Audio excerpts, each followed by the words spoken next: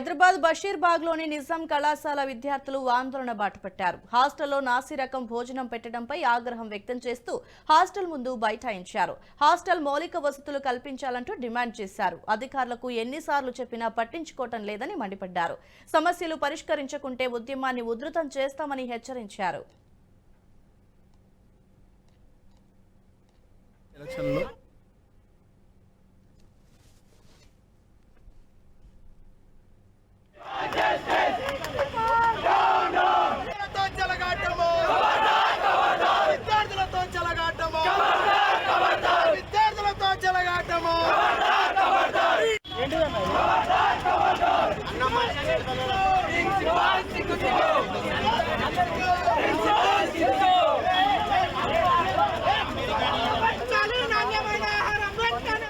ఈ వీడియో మీకు నచ్చినట్టయితే లైక్ చేయండి, 10 మందికి షేర్ చేయండి. అలాగే కామెంట్ల రూపంలో మీ అభిప్రాయాలను మాతో పంచుకోండి. Nationalist hub group of channels ను సబ్స్క్రైబ్ చేసుకుని తెలుగునాట జాతీయవాద జర్నలిజాన్ని ప్రోత్సహించండి. ఈ వీడియో కింద ఉన్న బెల్ ఐకాన్ పై క్లిక్ చేయడం మర్చిపోవద్దు.